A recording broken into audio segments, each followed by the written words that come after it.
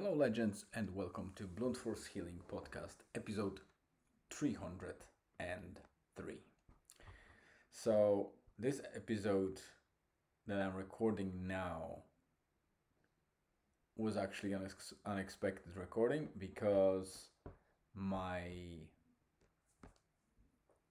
today's episode has been already recorded in the car, and for some reason,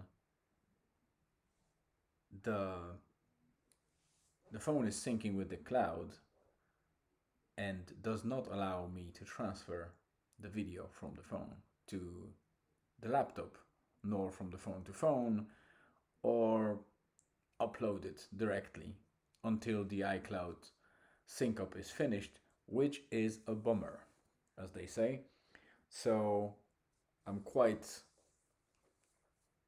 pissed off, excuse me my language, but I've spent probably 11 minutes recording that episode and was hoping to get it just uploaded and added to the blog post, which is already drafted and ready to go, but I don't have the episode. So, as an emergency, I need to re record it here, and I'm not sure if I will add the other one when it's synced to the post, just as a Easter egg or kind of additional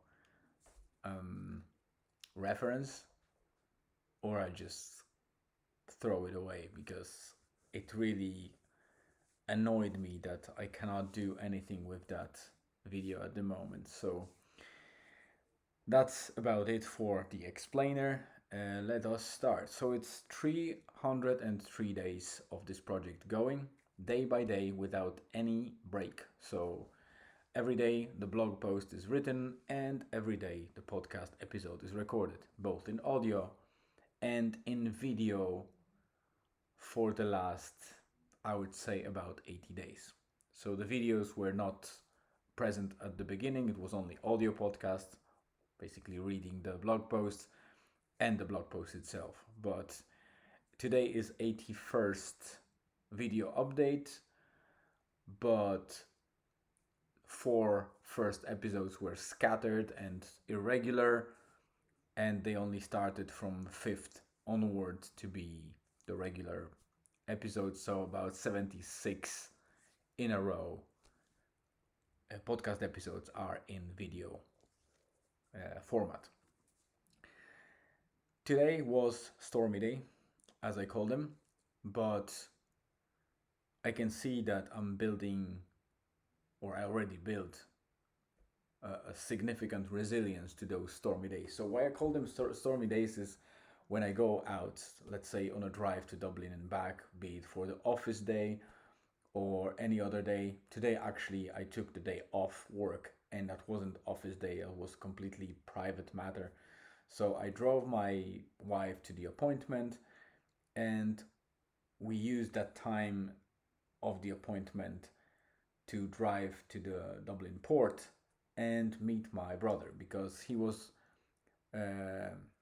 unexpectedly on the assignment to Ireland. So he was in Cork, which is south of Ireland. He drove all the way to north to Ballina. He was about 130 kilometers from us, so about 100 miles from Donegal town. But obviously, because he has a tight schedule, he couldn't drive there and back because he had a ferry booked in Dublin to return to mainland Europe with his assignment. So it perfectly aligned that we were going to Dublin and he was going to Dublin, and we managed to meet at Dublin port and had a nice 30-minute chat, and he could see Julian because he's his godfather, so it's kind of additional layer, I would say, of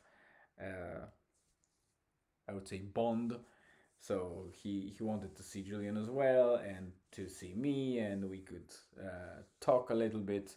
I could see his car that he's using for assignments, and because it's his fairly new job.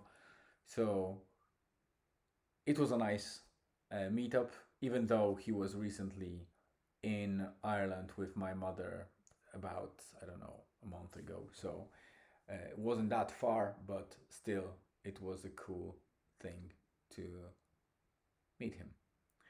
And sorry, I was afraid that I had a tick or something. I'm a bit, maybe not concerned, but slightly paranoid after a recent visit in Arts Park. A couple of, I think that two weeks ago, we went to Arts Forest, and I took off about 26, 27 ticks of myself. All together with Julian and my wife, we took just shy of 50 ticks of our bodies, which is probably a record. And we were quite concerned, to make sure that to remove them fast and carefully, because most of especially in the US, that the Lyme disease and a couple of other diseases are spread by ticks. And why I say in the US, because I know that in the US there is more kind of um, big areas where that disease is well spread out by the between the animals which ticks are feeding on. So the ticks in those areas are potentially a danger. And there is even a documentary about they call it, I think, silent pandemic, where even with the current state of medicine, where we progressed a lot in research, etc., the doctors level, the practitioners are very much in the dark in terms of Lyme disease. And it's not even that they don't know, but they kind of neglect it very much. And there's a lot of misunderstanding or lack of knowledge about the Lyme disease, how to detect it and properly diagnose it. So in Ireland, we still have Lyme disease, obviously, but it's not. I guess it's either not that much of a spread, or I might be biased because, from the very small kid up until now, I'm getting ticks regularly when I go to the forest, or, close to the forest in the areas where they are. And I probably had tons of them in my life and never had a single issue with them. Even though, I had plenty of them and never actually took any antibiotics, but it might as well be my immune system that is fighting bacteria well if it ever tried to get me. Because I heard a lot about a situation where people actually developed the rash, that bullseye rash that is not always present, but sometimes it's a good indicator that the Borrelia bacteria is starting to spread and might cause a significant, infection. And it disappears and people have no problems after all. So it seems like their immune system reacts with a bit of delay, but enough to contain the infection and get rid of it before it spreads. For others, they are not so lucky, so they need to take antibiotics or be under observation and deal with that with the help of the medical professionals. So yeah, that's why I kind of, because I felt a little bit of itchy back, and I felt something a little bit small and hard, like but it wasn't anything, you know, significant. Anyway, I diverge a little bit. It's already 9 minutes in, so as I said, the update today will be short. I'm really pissed off about that video that I can't upload, so I'm recording it now. Tomorrow is quite a busy day at work, I expect, because, of course, on top of normal duties, I will be having the hard morning to sync up with whatever, happened today. And I need to basically, catch up with that. And on top of that, I have some private matters to make sure that I prepare documentation for the Monday next week, because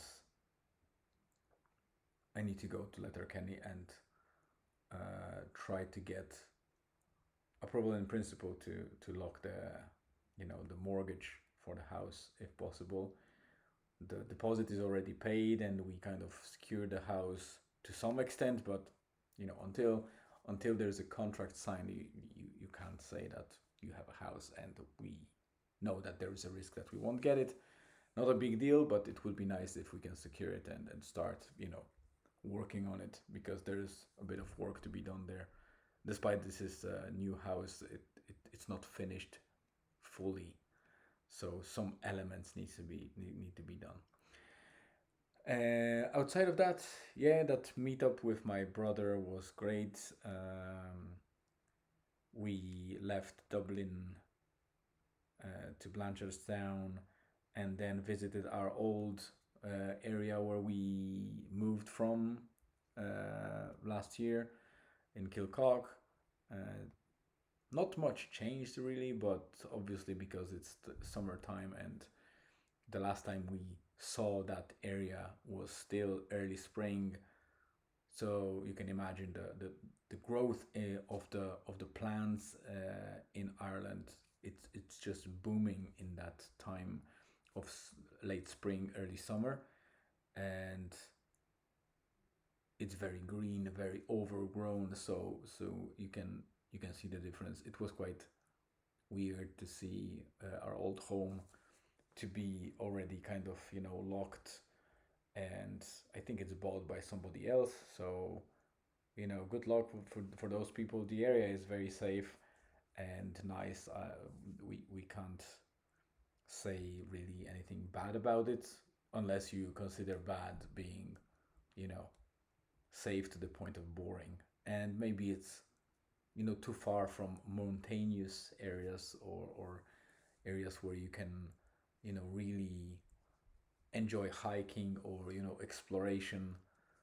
But again, this is town, very close to amenities, and bigger town, and the Dublin itself. So it's a perfect location for some family that needs to work in Dublin or in the area and have access to all those things. But yeah, we enjoyed here in Donegal, and we wouldn't go back. We thought that we will have some sentiment around that area, but every time we visit it, we see it as,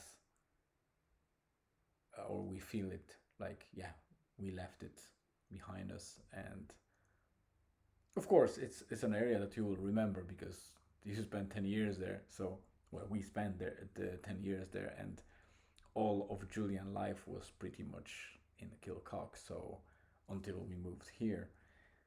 So, that's something that he remembers only. But there was none of his friends outside that he could kind of, just say hi to, and we weren't long enough to, to kind of even check on them. So maybe next time. But we ate our favorite taco chips from the local takeaway, which makes great taco chips. I've eaten a lot of taco chips around Ireland, and none of them is near that Italian guy that does lovely, especially that sauce, that ragu slash taco sauce, full of garlic, chili, and proper meat. So it's always tasty for a takeaway, obviously. And yeah, we came back. We shaved a little bit of time from the expected. We were expecting to get here at 10 o'clock, but we managed to be half an hour later, so good for us. I recorded the episode, not good for me because I can't use it, so I'm recording this one. But I also wrote the blog using dictation on the phone, so then I just corrected a couple of things and I'm ready to post it, which I might use as means for future. I think it helps in writing faster, so producing the content and just correcting it on the way later on, it probably saves a lot of time. So I might use it, and I'll probably write a bit about that and record the podcast about it. So for now, I'll just wrap up. It's 15 minutes in, so thank you very much for coming and listening to me. Hope you have a great rest of the day, afternoon, or evening, wherever you are. Stay tuned and see you tomorrow.